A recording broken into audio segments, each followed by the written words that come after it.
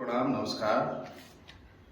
मैं आपको नरेंद्र मोदी के संदर्भ में आपसे बातें करने के लिए आपके बीच में आया हूँ कि नरेंद्र मोदी जी गुजरात के भटनगर के बुद्धिस्ट शहर के रहने वाले, वहाँ जन्म उनका हुआ एक साधारण परिवार में।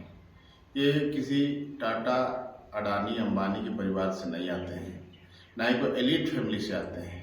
एक साधारण परिवार से आने के बाद इनका इंग्लिश भी आप देखेंगे तो उससे भी लगता है कि एलिट स्कूल से ये नहीं पढ़े, कोई गुजराती स्कूल से ये पढ़े हुए व्यक्ति होंगे।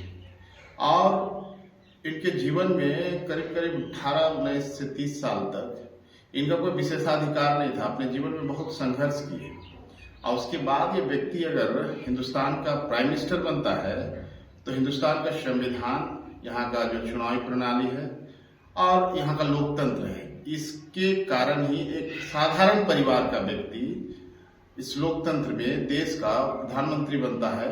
आज देश के पोस्टर संविधान के पोस्टर बॉय है।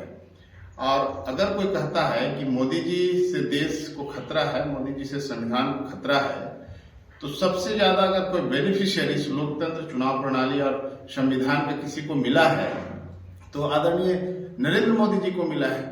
तो वो व्यक्ति क्यों लोकतंत्र को खत्म करना चाहेगा? उससे ज्यादा लाभ उनको मिला है।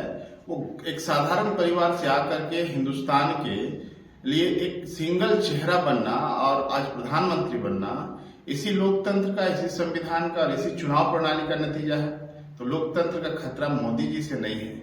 अब बात करेंगे कि ऐसे लोग जो कह रहे हैं कि मोदी जी से लोकतंत्र को खतरा है, आप बताइए, आपको स्वतः पता चल जाएगा कि उत्तर प्रदेश में मुलायम सिंह यादव का पुत्र अध्यक्ष बने।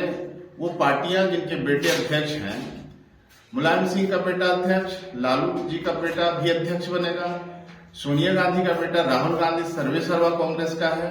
आप उधर स्टालिन को देख ले तो उसका बेटा अध्यक्ष, आप इधर बंगाल में देख ले तो ममता बनर्जी का भतीजा उसको बागडोर को संभालेगा। लेकिन कोई कह सकता है कि भारतीय जनता पार्टी में अगला अध्यक्ष कौन होगा?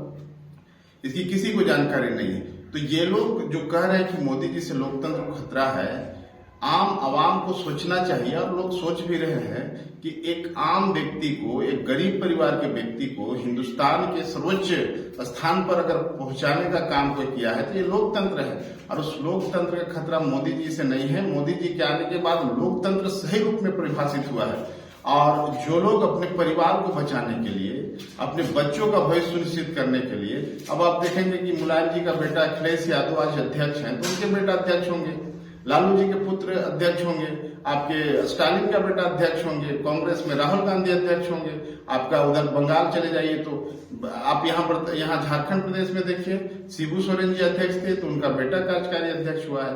तो इस तरह से पूरे देश में अगर लोकतंत्र का बात करें तो लोकतंत्र का पोस्टर बॉय अगर कोई है तो मोदी जी हैं। और मोदी जी के आने के बाद लोकतंत्र निश्चित रूप से मजबूत हुआ है। लोकतंत्र का जो परिकल्पना था उसको साकार करने का काम मोदी जी ने किया है।